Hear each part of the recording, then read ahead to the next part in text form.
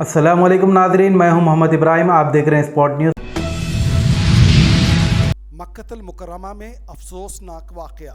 तेज रफ्तार कार ने इफ्तार के दस्तरखान पर चढ़ गई। एक शख्स की मौत। कार आउट ऑफ कंट्रोल होने से मस्जिद के बाहर इफ्तार दस्तरखान पर बैठे अफराद पर चढ़ गई, जिसके नतीजे में एक शख्स की मौत और 21 लोग जख्मी हो गए। हुक्काम के मुताबिक इफ्तार से कबल ये हादसा पेश आया। हादसे की मजीद तहकीकात जारी है। ऑस्ट्रेलिया जाने वाले स्टूडेंट के लिए बड़ी खबर। लॉ के तहत हुकूमत को ये इख्तियार हो जाएगा कि मुल्क में तालीम हासिल करने वाले इंटरनेशनल स्टूडेंट की भर्ती से इंस्टीट्यूट को रोक सके। ताहम ऐसा तभी होगा जब स्टूडेंट बारहा रूल्स एंड रेगुलेशन की खिलाफ वर्जी करते पाए गए। ऑस्ट्रेलिया अपने मुल्क स्टूडेंट वीज़ा पर आने वालों की रिकॉर्ड तादाद के बाद वीज़ा कवानीन को मजीद सख्त कर दिया। इंडिया का 21वीं सदी का पुष्पक प्लेन कामयाबी के साथ लॉन्च। इसरो ने कहा कि मशीन ने खला से आने वाले RLV के नुक्ते नज़र और तेज़ रफ्तार लैंडिंग के हालात को कामयाबी के साथ नकल किया। टेस्ट के दौरान रॉकेट को फिजा के हेलीकॉप्टर से लॉन्च किया गया था। इसरो चीफ एस सोमनाथ ने कहा कि रिजल्ट बेहतरीन और करेक्ट हैं। चीफ मिनिस्टर अरविंद केजरीवाल की मुश्किलात में मजीद इजाफा। जासूसी का मुकदमा भी हो सकता है।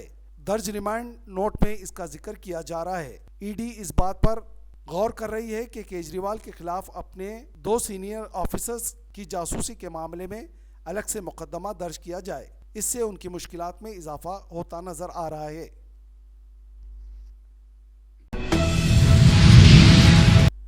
डरा हुआ तानिशाह एक मुर्दा जमहूरियत बनाना चाहता है। राहुल गांधी का tweet. Chief minister Delhi Arvind Kejriwal की गिरफ्तारी पर शदीद रद्द अमल का जाहिर किया।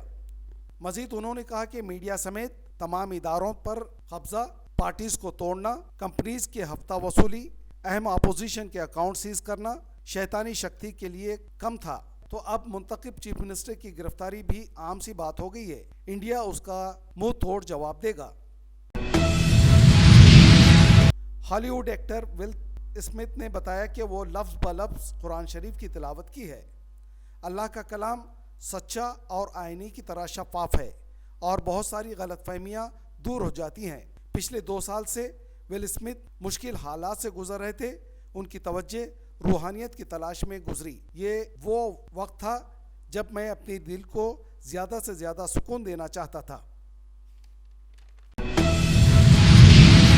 पोलियो से मुतासरा बेटे को मां ने गोद में उठाकर SSC के एग्जामिनेशन सेंटर पहुंचाया।